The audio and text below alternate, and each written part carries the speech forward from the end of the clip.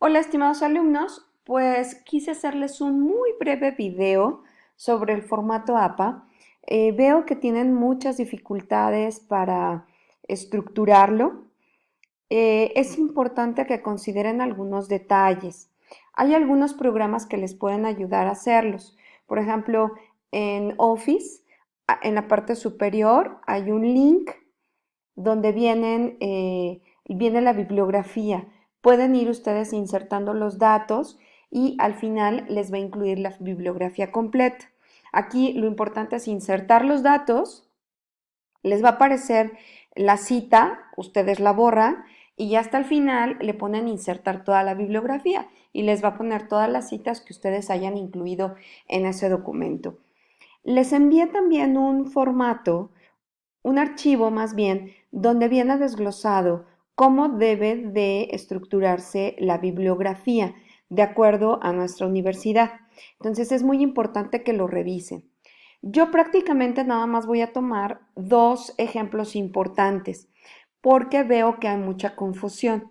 Una son las citas y otra es la bibliografía, sobre todo de referencias por internet. Si ustedes quieren incluir referencias de libros, de periódicos, de revistas, les pido por favor que consulten el archivo que está en anuncios del formato APA para que vean cómo se estructura.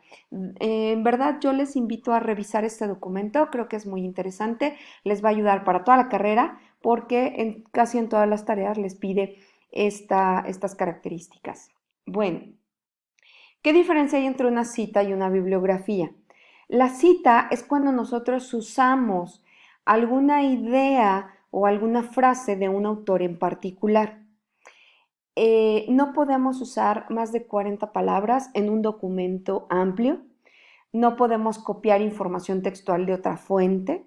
No puede haber más del 20% de este tipo de información en su documento. O, por ejemplo, si son preguntas, ¿no? Que la tarea le solicita, que no sea más de un 20%. Es decir, si escribimos 10 renglones, no puede haber más de 2 renglones de otro autor.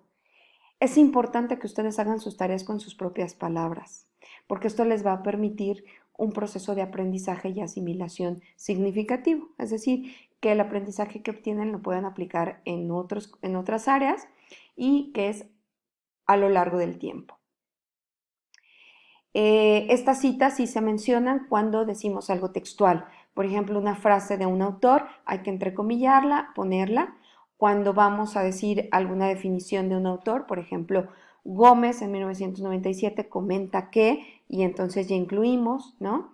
Entonces, por ejemplo, si ponemos una frase, hay que poner entrecomillado y al final ponemos entre comillas el nombre del autor, coma, el año y cerramos. No vamos a incluir la bibliografía completa. O bien podemos poner Gómez, el año, comenta que, y entonces ponemos lo que dice textualmente. Eviten poner este tipo de información en sus trabajos, traten de redactarlo ustedes con sus propias palabras. Recuerden que solamente pueden usar muy poquito, ¿no? Prácticamente una frase o una definición. Más allá, ya bueno, se considera deshonestidad académica, que es plagio, copiar y pegar información. Se los comento porque a veces tienen confusión. Aunque ustedes incluyan la cita, si su respuesta es textual de otra fuente, es plagio. Entonces, hay que tener mucho cuidado con esto. Con respecto a la bibliografía, bueno, dependerá de qué fuente lo hayan obtenido. Yo nada más tomé el de citas por internet porque creo que es el que más utilizan y el que más errores hay. Y bueno, pues ¿cómo se estructura? Primero vamos a poner el apellido del autor, coma, y la primera inicial de su nombre. Por ejemplo, si es Jimena Jiménez, vamos a poner Jiménez, coma, J, punto. ¿Sí? Aquí, por ejemplo, este autor se apellida Ocofi, coma, a lo mejor se llama Ernesto, ¿no? Punto. Ya, es lo único que se pone del autor, no más.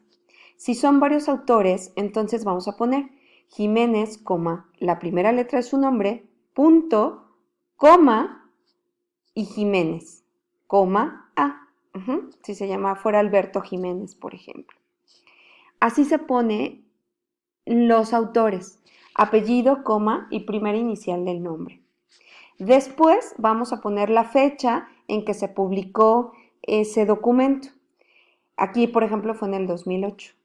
Ponemos sin fecha ese punto F cuando no tenemos una fecha en específico. Después va a venir el nombre del documento. Aquí, por ejemplo, ¿no? Egoism and Crisis in Western Values. Aquí, por ejemplo, el nombre es Historia de Egipto. Ya pusimos el título. En este caso lo sacamos completamente de internet y le vamos a poner recuperado de y la página de internet de donde lo sacamos. Aquí, por ejemplo, trae dos autores, el título, y una versión en línea, que es un documento recuperado de los libros. Esto sobre todo es cuando lo sacamos del libro en línea. Y por último, es la versión que tenemos de nuestra bibliografía en la universidad, cuando ustedes consultan un libro de la bibliografía digital. ¿Qué hay que poner? El nombre del documento, dónde se publicó, qué editorial lo publicó, es una versión en línea, es decir, no fue física, y lo recuperamos de la base de datos en el libro, cátedra, y el número del libro del que lo obtuvimos. Entonces, hay que tener mucho cuidado de dónde lo sacamos, cómo lo sacamos, los elementos que van de acuerdo a las características. En el manual que ustedes tienen viene mucho más especificado de acuerdo a cada una de las fuentes. Yo nada más quise como considerar los que más utilizamos, pero bueno, es importante que ustedes puedan adentrarse en esta información. Se los quise platicar para que puedan identificar algunas áreas de oportunidad.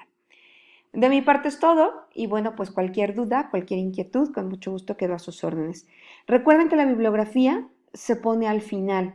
Todos estos datos van al final. Si ustedes usan una cita, se pone en la parte en la que estamos usando la frase, enseguida la cita, y al final incluimos toda la bibliografía completa. Todo de donde obtuvimos, obviamente lo cruzaríamos, ¿no? Si fuera, por ejemplo, una cita, diría Jiménez J, Jiménez A, 2008, y entonces al final, si yo lo busco en la bibliografía, voy a encontrar la bibliografía completa de donde puedo consultar el documento. Pues que tengan un excelente día y quedo a sus órdenes. Hasta luego.